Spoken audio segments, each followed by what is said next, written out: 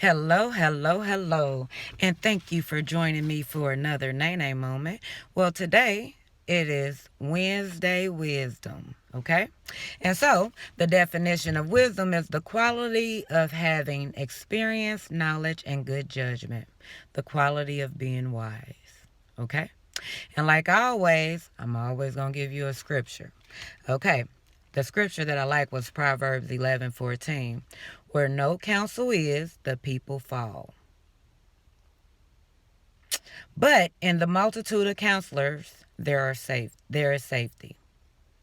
Wise counsel. What is wise counsel? Giving advice, warning someone to protect themselves of something, informing them of things that they may not have known so they will make wiser choices, and giving a direction as to what would be good. And so, for Wednesday Wisdom, I'm just here to say that we have to get in tune with who we are before we ever begin to want to open up to understand someone else. So many times, like I have a video about shame and judgment and how we go through things in life that we are not so proud of, happy about, or whatever, and we really don't want no one to know. But as much as we don't want the world to know and we hold it from the world, we also hold it from the ones that can benefit from it the most, which are our children and our offspring. Okay? The reason why I say that because the other day I was watching this movie and it was called Unsinkable. Okay? And on there was a speaker talking about how she go through this forgiveness exercise with people who she feel like hurt her. And with this forgiveness exercise, she take whatever offense or whatever the person have did and any ill feelings, and like she said, most of the time we are told to hold our feelings in and not let it out and things like that. But when you just alone with yourself, you can write whatever you want. You ain't disrespecting nobody by writing down your thoughts. That's why I encourage journaling so much. But she has said that she wrote down everything, every feeling that came up. If it was, I hate you because of this, or I did not like when you did this, or you was not there for me for this, and whatever. And she just went on and on and on. And after every statement that she wrote, because she drew a line down the middle of the page. And so she wrote down every offense and everything that she disliked about that person and everything else. And on the line on the side, she said, I forgive you. I forgive you. So then when you read it straight across, it say, I forgive you for X, Y, and Z. I forgive you for X, Y, and Z. I forgive you for X, Y, and Z. And she reminded us that you don't forgive just that once. Anytime that offense or any time that feeling come back up, you take yourself through that forgiveness again to remind yourself that you have forgiven and to where you're not carrying that on. Okay? The energy that we put out is literally the energy we put back in. And I realized that. Once I went through the exercise myself, I thought I had went through the forgiveness of everybody in the world. And that's the reason why I'm just shriveling all up. Because it's like I don't hold no grudges no more. I'm just like, hey, it is what it is. Thank you for teaching me the lesson that you taught me. And I keep it pushing. It's not any hard feelings or anything else like that. Because in all things, I have a choice. So when I went through the forgiveness exercise, I had to ask myself, what is the thing that I deal with the most? And the thing that I deal with the most is feeling rejected, not feeling loved, not feeling protected, not feeling provided for. That had always been my biggest thing. And so they had also said on Unsinkable that, you just take a deep breath and you relax. And you just think about what you want in life, what you don't want, what you want in life, and then the feeling that comes up about obtaining it. And mine was always, okay, I'm not going to be loved, I'm not going to be supported, people ain't going to, and on and on and on. And then the next thing it said is, now take a deep breath and go through your mind and identify the very first time that you felt like that. The very first time I felt like that was with my mother. My angel, my everything. Oh, man, when I say my mama was the bomb.com, anybody that know my mother and anyone that tells stories about my mother, they would say the same thing. But she was the bomb.com to me. And Even when I was a child, she was the bomb. I always looked up to her and I always wanted to make her proud. But the very first time that I felt unloved and not protected was with my mother, you know? And it happens. It happens, because the same thing that, something happened to us as a child and we vow, I'm not going to let that happen to my child, woo to woo to woo. I'm going to protect my child and things like that. So, Nene, once I got old enough to speak my mind and be able to stand on my own and protect myself and things like that, I made sure I tried to protect me and my children on every level. On every level. But guess what? I fell short too. Just like my mother fell short in areas that I thought that she shouldn't have, I end up falling short in the same areas because guess what? It's only one God. And when we take on this role as being a parent, we want to protect our kids from everything. But one key thing that we're missing is we can't be everywhere that they are at the same time. So guess what? We're going to miss key things. So the thing is to have those conversations with our children to where we can give them that wise counsel and warn them against things that we have been through by sharing our stories with our children. Because if my mother would have told me her story and shared with me her story, then guess what? It would have prevented me from lashing out and making me feel like I was unloved. It just was something that we learned and we held on to. Whereas her generation was told to be quiet. My generation, no, I spoke up. You know? And that was me. I'm sorry for the animation, but that was me. I did not know how to be passive. I did not know how to let someone hurt me and not say nothing. You know what I'm saying? So if she would have shared her story with me, then yes, I would have been able to still speak the way that I spoke, but then I wouldn't have judged her so harshly for not acting the way that I felt like she needed to act. She covered me in every other way, but that one way that she felt me, I realized I carried it on with me for the rest of my life. Every relationship, any relationship, not just with man. It can be working relationship. It can be, my children's school, whatever the case may be. I had a level, I had a thing in my mind that this is how it's supposed to go. I will respect you, you will respect me, and as soon as I feel disrespected, I'm going to let you know how I feel about it, and we're going to deal with it like that. And it was always, I had to protect myself because the one person who I just knew that would protect me from everything failed me that one time, even though she never failed me after that one time, because guess what? She wasn't where I was at, so she couldn't protect me. You know what I'm saying? But for some reason, I still felt unloved and unprotected.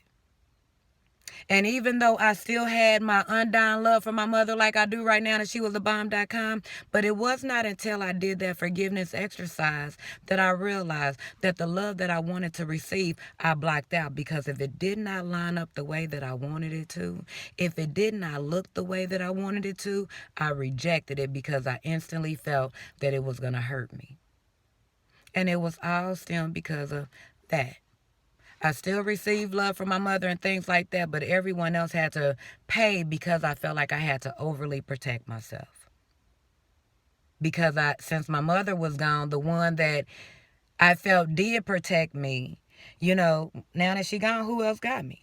The one that I feel protect me let me down, but this is the only person who make me feel the most protected, so this is who I cling to. But now that she's gone to glory, and now that she's my guardian angel, it's like, I had to, if I would have identified a long time ago that I could not receive love because I dismissed it and I rejected it just simply because I tied love to being unloved and unprotected. And it was something that happened to me when I was young. I don't even know how old I was. You know what I'm saying? It wasn't even a thought. But these exercises that you may stumble across, and they tell you just sit there and breathe and things like that, just take 5 minutes and do it and see what the Spirit drops on you. Because what I realized is that I was forgiving surface stuff, things that I could have made a choice in and push away from. but I attached to him. So I can't really blame the outsider if it was my choice, but I chose to attach. But unconsciously, deep back there, I didn't even know that I was holding on to a fence that I could not control. I could not control what happened. I couldn't control my mother's reaction. I couldn't control any of that. But unconsciously, it put me in that bubble that where what I said I wanted to receive, I blocked out. All because of that one offense. And so when I would hear so many times that they say that where your gift is or where you were supposed to work the most, that's where you're going to be attacked at the most. I used to be like, what? What? So you saying what I want to do in life, the world is going to make me feel like I don't want to do it. I don't get that. I don't get that. I don't get that.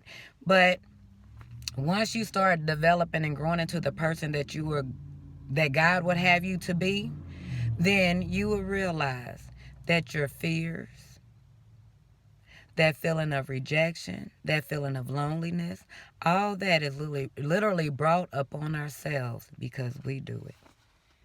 We reject people before we even allow them to reject us. We push them away and deny them for even giving them a chance to love us the way that they want to. Because guess what? As soon as it feels too good, we tie it right back to that offense when we could not do anything. But now it's a choice. So instead of me pushing you away, and instead of me trying to protect myself from something I don't got to protect myself from, because as soon as it don't feel good, I can walk away. I can walk away if it don't feel good. So I don't got to sit up here and be defensive and on guard against what you got to do against me, because guess what? I am a loving being that is here to give and receive love freely. And how can I receive it freely if I got my defenses up? It don't work like that. So my heart is open to receive. And I always have a choice to walk away from what don't feel good, because guess what? That nudging of the spirit gonna always let you know when something ain't right. So just know, follow that spirit, because that spirit will guide you in everything that you must know and do. And so if you are holding on to anything, if you are feeling like you are not loved, remember God is a God of love. So guess what? Anything that is him, you're going to feel love. So anything that don't feel loving to you, let's address it and let's figure out what it is so we can get to the root of it, so we can uproot that weed and allow the flowers to blossom the way that they're supposed to. Okay? Let's not let the past offenses, when times that we could not do anything, because the times that we were in a position to where we can do something, the reason why we didn't make the proper choice is because guess what? Our choice was taken away when it was not an option for us. And so because our choice was taken away then guess what? We got in these positions and we felt like we had to deal with something for so long until we got to the point to where we said enough is enough. We don't have to do that. We can love freely. We can serve freely. And as soon as our spirit is nudged, that person is using you, that person ain't no good, that person is draining your spirit, no, you're serving that person more than you're serving yourself. When that spirit is talking to you, when your spirit is anxious, when your spirit ain't resting, when your spirit is just not being at peace, that peace that passes all understanding, if your spirit is not there, time to do some reevaluation. Get your journal out, start journaling, and get deep down in your thoughts and just ask yourself, why am I feeling the way that I'm feeling? Why am I stuck? And push past it all. Because guess what? You have experiences and knowledge that helps you make good choices. Now that you know that you have a choice, make those choices. You have wise counsel. You have advice to give. You have warnings to give people. You have information. You have everything in you to help you heal and help others heal. Stop being quiet, though. Stop being quiet, though, because we need your wise counsel, okay? We need your wisdom, okay? So thank you for joining me for Wednesday Wisdom. I hope that this blessed you in some type of way. If this video helped you, please like, subscribe, and share. And just remember, you have wisdom inside of you that needs to be wise counsel for those around you, especially your loved ones. Let them know your story to where they know how to act in return. Okay? So they would not have to go through the same things and be quiet and hold on to offenses that was not meant for them to be held on to so they can be the best that they can be. Okay? I love y'all and thank you for joining me for another 9A moment for Wednesday Wisdom. Bye bye.